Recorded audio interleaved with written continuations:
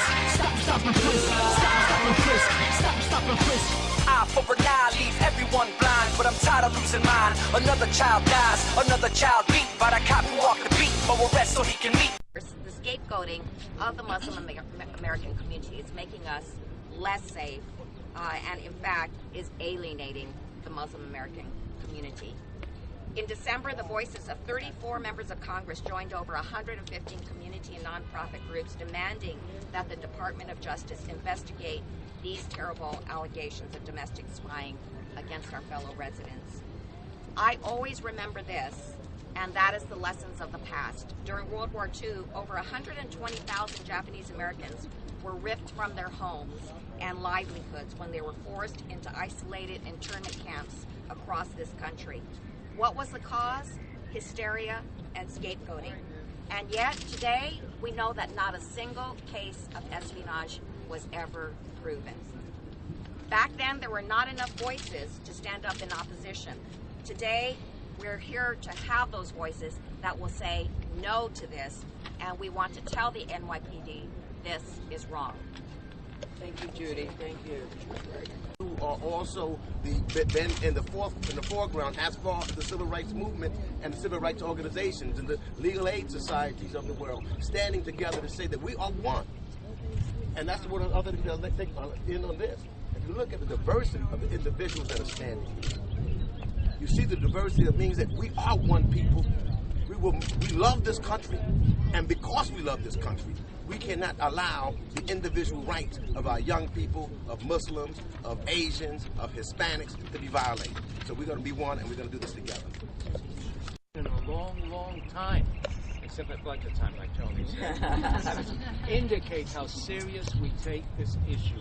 So I join you today, I support your efforts, and I thank you for coming here to petition our federal government in a joint fashion. Thank you so much. Does oversight and justice mean funding them?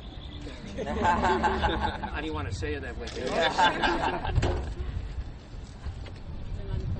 want to again just thank our colleagues from the New York State Puerto Rican, Hispanic, and Asian Legislative Caucus of New York State and the New York City Council Black, Latino, and Asian Caucus for joining us in Washington today.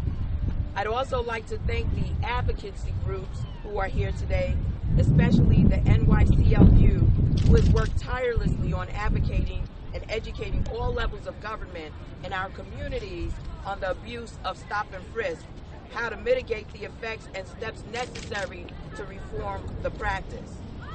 And a special thank you to New York State Assemblyman Kareem Kamara, New York City Councilman Jumaane Williams for leading their delegations to Capitol Hill.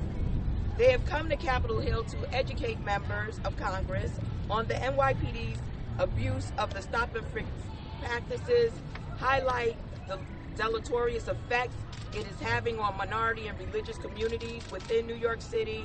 They have just come back from a meeting with the Department of Justice, and I will allow these gentlemen to address us after, and we've already heard from members of Congress. I'd like to also thank Jabril Torre from Communities for Police Reform and Franz Nassim of Disease Rising Up and Moving, or DRUM, who will share their experiences of how the NYPD has overreached in their use of stop and frisk practices. As you all know, we are gathered here to denounce the misuse of the stop and frisk policy implemented by the NYPD. When over 500,000 people are stopped while walking through their neighborhoods and are physically searched by law enforcement, and over 88% of them are found to be law-abiding citizens, there should be no doubt that the police practices are violating people's civil liberties and civil rights. When you have the Black and Latino men making up only 4.7% of the city's population, or accounting for 41.6% of the stops in 2011, we must look at how these policies are being used and see why such a large disparity exists. When we find out that over 524,873 stops were made in 2011, and only one gun for every 3,000 people was produced, we have to question whether or not these practices are effective. If you look at the chart behind us, which was provided by the NYCLU, you will find statistics that indicate that the number of stops of young black men exceed the entire population of black men in New York City. This should be an outrage. 90% of the young black and Latino men stopped were innocent. With numbers like these, it is clear to see that the abuses of the policies rely solely on racial profiling. For this reason, we felt that it was imperative that the Department of Justice investigate the matter immediately. What is going on in New York City only points to the many instances of racial profiling across the nation. For this reason, these New York elected officials came to help members of Congress put this issue in a broader context so that we as a nation can address this issue together. With that, I'd like to recognize a number of the individuals who are with us for their comments at this time, and I'd like to acknowledge that Hillary Shelton of the NAACP here in Washington has also joined us and has been a proponent in stopping this racial profiling that is taking place. So let me ask New York State Assemblyman Kareem Kamara, chairperson of the Black, Latino, Asian, and Hispanic caucus of the New York State legislature, to come and give his remarks at this time. Thank you, Congresswoman. Again, my name is Kareem Kamara, representing the 43rd District in Brooklyn, and as it was mentioned, chair of the Black, Puerto Rican, Hispanic, and Asian Legislative Caucus.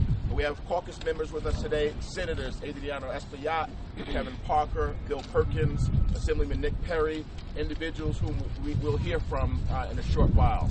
That if we have learned anything about policing, it is that you have to engage community, make community a partner, make community a friend, and when you throw suspicion and you profile people and you mess with people who aren't doing anything except trying to lead their lives, what you do is you alienate the community, and then you make the community subject to more crime, and of course you make the community less safe. We need the police department to understand that racial profiling, religious profiling is bad policing. It's bad policing because you mess with somebody not doing anything while somebody who doesn't fit your profile is, on a one-person crime wave, I mean, you want to say that somehow somebody wearing a hijab or a kufi or who's on the Muslim Association is a danger and a threat. Well, the Muslim community is number one in terms of saying we need to make sure that all Americans are safe, and that we want to enforce the law, but on a fair basis. I want to acknowledge the good work of Linda Sarsour and everybody who's down here, who's been fighting and leading the band, been such a great hero. And I just want to say that, you guys are trendsetters in America, and so therefore I stand in solidarity with you. I'm very proud we're going to be offering an amendment today on the DHS appropriations debate and going on the House floor, saying no federal funds that will be used to racially or religiously profile anyone. We'll be doing that, and we're looking for a winning vote today, and we can do that with your help. So let's stand for justice. Right now, America should always be liberty and justice for all. Stop and frisk, stop and frisk, stop and frisk, stop and frisk. Eye for an eye, leave everyone blind, but I'm tired of losing mine. Another child dies, another child beat by the cop.